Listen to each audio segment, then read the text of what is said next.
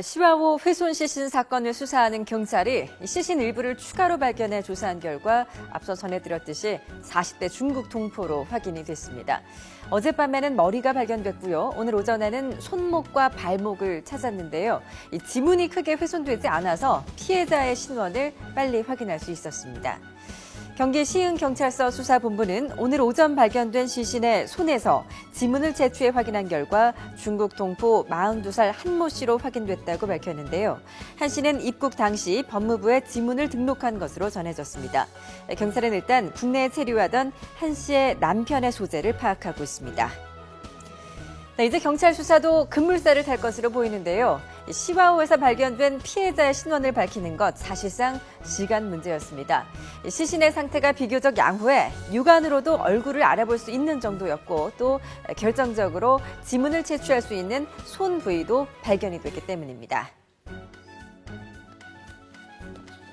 가장 중요한 건 지금 사체의 일부분이라도 찾아야 되는 겁니다. 특히 예. 이제 지문을 뜰 수 있는 손 부위 이런 데는 좀 꼭 찾아야 될 입장이고요. 예.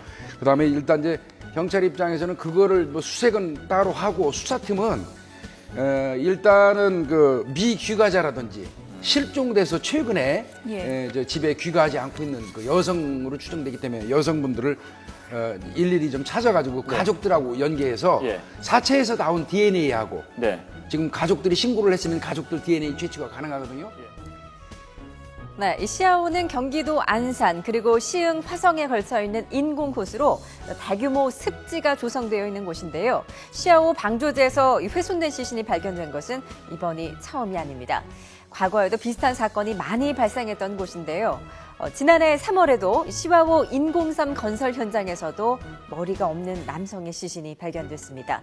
당시 피해자는 42살 우모 씨로 신원은 확인했지만 피해자의 행적이나 사건 내역은 파악하지 못해 현재까지 미제 사건으로 남아 있습니다.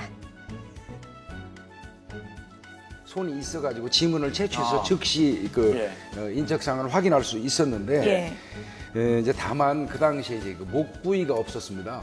목 부위는 이제 국가원에서 추정은 하는데 이게 목이 부패가 진행되는 바람에 누가 또 인위적으로 자른 것인지 아니면 어떤 부패 과정에서 잘려나간 것인지 확인할 수 없다. 이렇게 이제 판정을 내렸거든요. 네, 이번에 훼손된 여성 시신이 발견된 곳은 지난 3월에 머리 없는 시신이 발견된 곳과 불과 8km 정도밖에 떨어져 있지 않습니다. 전문가들은 시와호 방조제는 입구 쪽을 제외하고 CCTV가 없다는 점, 그리고 바다에 시신을 유기하면 완전 범죄를 노릴 수 있다는 점에서 어떤 공간적인 연관성이 있다고 분석합니다. 이 시와호 자체라는 것이 이제 이런 시신을 숨기기 쉽고 훼손된 것을 숨기기 쉽고 은닉하기 쉬운 그 공간이라는 특징은 분명히 있습니다. 보통 이제 그 산에 묻는다고 하는데 아주 깊게 묻을 수가 없습니다. 사실은 언젠가는 드러날 수밖에 없는 거고, 근데 이제 바다를 유기한다는 것은 사실 그 가능성은 떨어지는 거죠. 왜냐하면 바다 멀리 가는 쪽에서는 완전 범죄가 될 수 있기 때문에 그런 심리는 충분히 좀 더 치밀하고 계산적인 범죄 심리가 들어갈 수 있다는 거죠. 네, 경찰은 일단 시와호 진입도로에 설치된 CCTV 영상은 모두 확보했습니다. 일단 지난 4일과 5일 이곳을 통과한 차량 1,600여 대를 1차로 줄여 집중 조사를 벌이고 있는데요. 하지만 정작 시신이 발견된 방조제 쪽에는 CCTV가 설치돼 있지 않고 또 목격자도 없어서 수사에 난항이 예상됩니다.